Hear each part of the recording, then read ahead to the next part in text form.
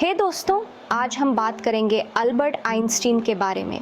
Science की दुनिया का नायाब हीरा और एक ऐसी शख्सियत जिसकी कहानी हम सब के लिए बहुत इंस्पायरिंग है। 14 मार्च 1829 जर्मनी के उल्म शहर में पैदा हुए आइंस्टीन का बचपन इतना आसान नहीं था।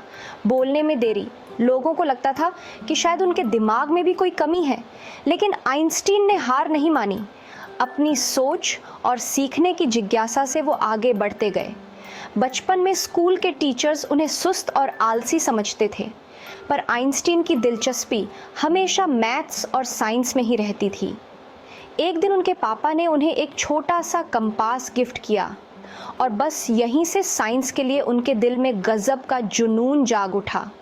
थोड़े बड़े हुए, पढ़ाई लिखाई पूरी की और स्विस पॉलिटेक्निक स्कूल से ग्रेजुएट हुए, लेकिन जॉब ढूंढना उनके लिए मुश्किल हो गया था।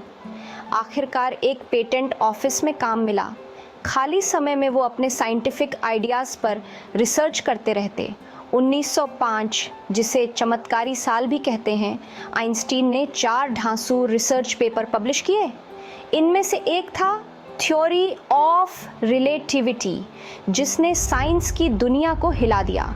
उन्होंने बताया कि टाइम और स्पेस दोनों ही रिलेटिव होते हैं और ये खोज उन्हें नोबेल प्राइज़ तक ले गई। आइंस्टीन की ज़िंदगी सिर्फ साइंटिफिक कामयाबियों तक ही नहीं थी, उन्होंने इंसानियत के लिए भी बहुत कुछ किया।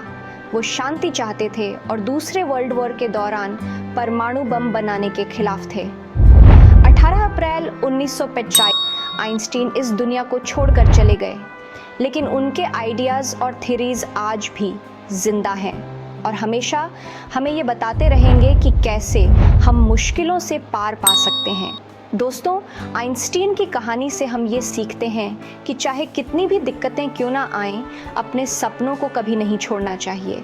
जिज्ञासा और लगन हो तो हम किसी भी मुश्किल से निपट सकते हैं। आइंस्टीन की कहानी ये भी बताती है कि हर इंसान में कुछ खासियत होती है, फिर चाहे वो किसी भी तकलीफ से क्यों ना जूझ रहा हो।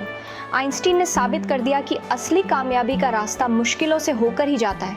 तो अगली बार जब भी किसी मुश्किल में फंसो, आइंस्टीन की ये इंस्पायरिंग कहानी याद रखना और बस आगे बढ़ते रहना।